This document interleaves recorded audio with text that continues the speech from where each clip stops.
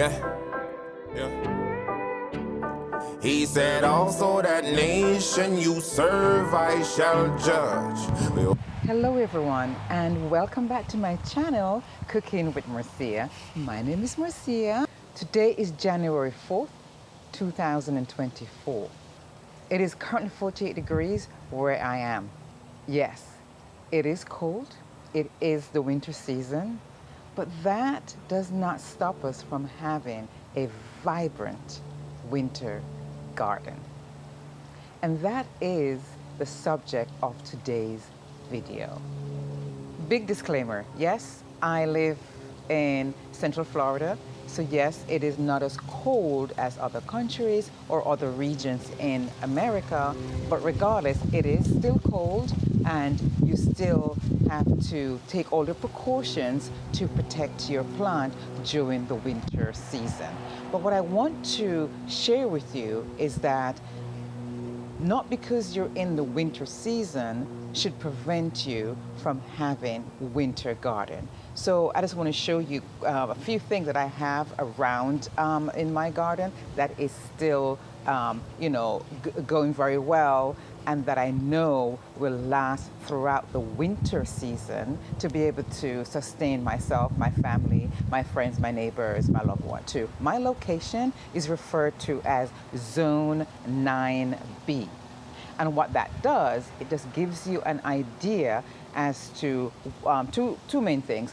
One, what time do you get your frost season and what temperature typically you'll get in that zone. So for me, my lowest temperature could run anywhere between 25 to 30 degrees during the frost time.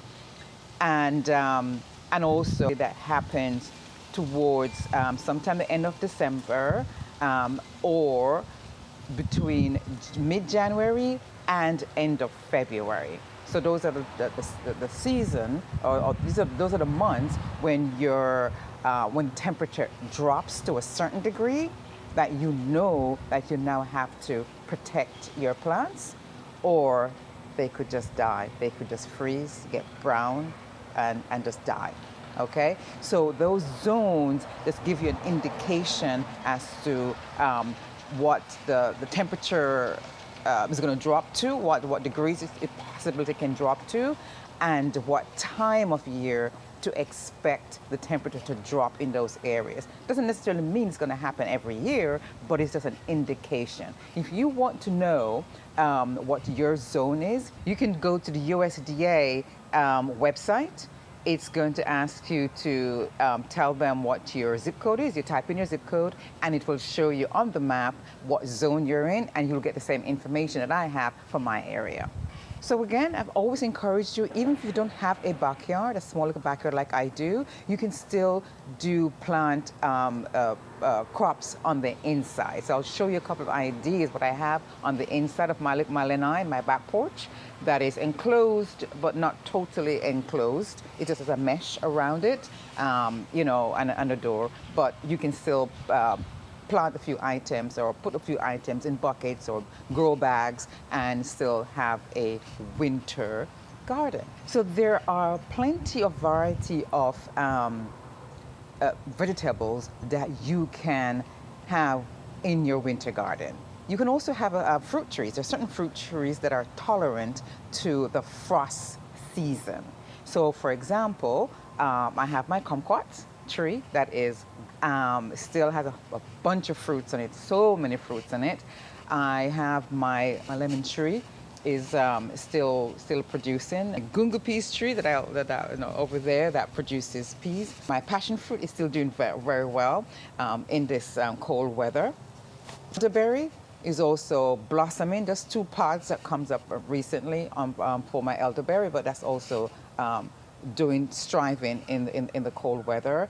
And then the vegetables are all going to be your cabbages, your kales, your onions, radishes, beetroot, turnips, turmeric, ginger. I have some asparagus going on. This is my first time doing asparagus, so I don't know what's going to happen, but let's see. And I have some scallion, arugula, kale. I said kale before, right? All different varieties of kale because I like kale. The Egyptian kale, the black kale, the curly kale. And then I have some mustard greens, some bok choy, sweet potatoes, like I showed you last year that I have there. That's still going. This time I've added golden sweet potato and purple potato as well. So those are still going on right now. Brussels sprouts and some carrots. So I'm kind of on a purple tour this year. So I'm have a lot of purple cabbage, purple Brussels sprouts, you know, purple Russian kale that's going on. Purple beans. I have some string beans, but they're purple. Spinach, lettuce. So all of those, and I've named quite a few already, right? And all of those will actually strive during the winter months. Obviously, when it gets to that temperature that's in your zone, you know you're going to have to prepare yourself now to protect them because they will need a little bit of protection. So that's the reason why you're seeing that I built these hoops over my garden bed. And the idea is that when I need to protect them, I can now throw a tarp, a cloth, a sheet, you know, those painters drop cloth, whatever it is, to kind of keep that bed warm to protect the plants.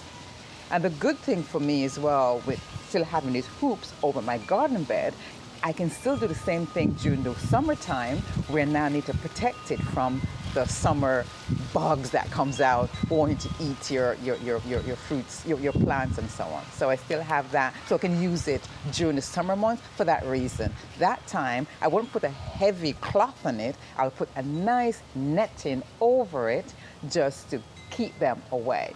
But during the frost time, once you check out your USDA and you see what zone you're in and typically what time and the temperature, when you see that's coming, check your weather. That's you know that's it's going to frost overnight. Just make sure you have yourself ready to protect your plants, to cover them, to keep them warm. Just like you, right, during the wintertime. You're cold. You dress up in a long sleeves. You know, you may put a hat on or something. Put some gloves on. Put some socks on. You do the same thing for your plant. You're treating the plant the way you treat yourself. It also wants to be kept warm as well during that really low temperature season. So cover them, protect them. Treat them like how you treat yourself and treat them with love and cover them. And, just remember to take them off in the morning time because you're still going to have sun no matter what. So take them off during the morning time and then put them back on in the evening so that it's ready to keep warm when they frost over, usually late at night, early morning. I also have in my winter garden my herbs. So some of them did,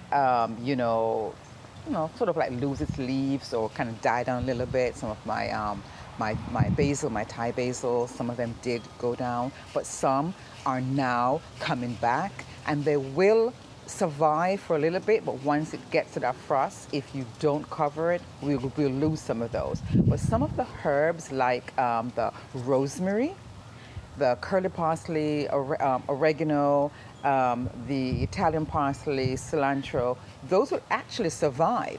Once you put a little covering on them, they'll actually survive during the winter. That would also survive. Obviously, your ginger and your turmeric are underground, so they will survive too, okay? Because it's a bit warmer, obviously, below surface. But again, just keep them covered once you get the indication that it's frost time tonight or frost time tomorrow. Make sure you're getting ready to protect your plants.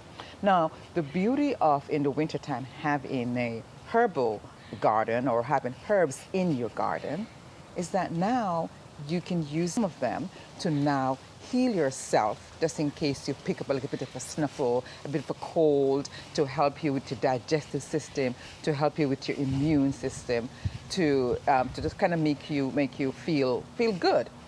So just make sure that when you do planning out your garden, that you do have these types of herbs that can assist you during the winter time when you need something to help you to boost your immune system, to boost your energy, to help you to fight off little flus or colds or anything that you may have picked up, any kind of virus that you may have picked up in your garden. There's going to be stuff that you can use. My rosemary you can use to make a tea. Basil, the same thing. You don't have to just cook with them. You can actually use them to make teas. But on top of that, even your trees, your lemon tree, the mango tree, perfect to use to make as a tea. Avocado is good as well to make as a tea to help you to fight off various ailments.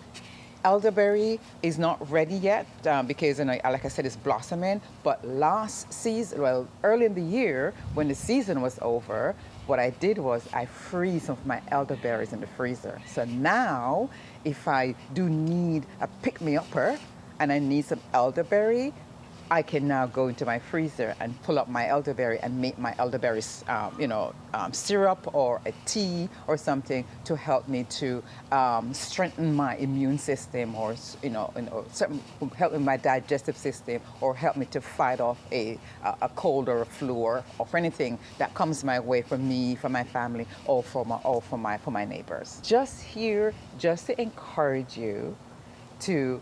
Don't be put off by the weather because it's so cold, thinking you can't do anything. That is not true. You can still have yourself a vibrant winter garden that will work for you and your family by providing you with vegetables, fruits that you can use to sustain your bodies, to help you to build stronger muscles and to make you feel good, and to avoid having to go to the supermarket to buy inorganic type vegetables. That's the whole idea of having your own garden, so you know what you're doing. You know you're not going to spray your garden with chemicals, so you feel safer to pick from your backyard to cook or to make juices, or to just eat raw, knowing that there is no chemicals on it, right? So you're having your own organic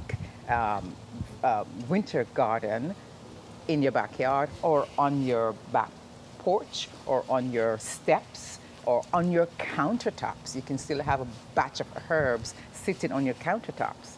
So just encouraging you to go ahead and build yourself a nice winter garden. And for my next video, I am going to focus just on herbs, the different types of herbs that you should try and incorporate in your garden. That is going to help you not just for culinary, just for cooking, but to help you with healing yourself. If you have any medical concerns, there are certain herbs that you can actually plant in your garden that you can then use to heal yourself. Okay, so in conclusion, don't be scared of the cold weather. Go for it. You can still eat. It's lots of stuff you can still pick and eat and enjoy from your garden. Peace and blessings to you and your family.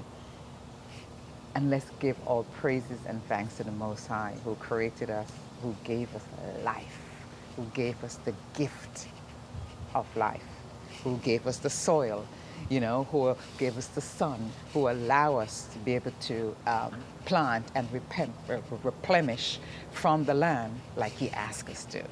Okay? Again, herbs, fruits, herbs, green leaves shall be your food and your medicine.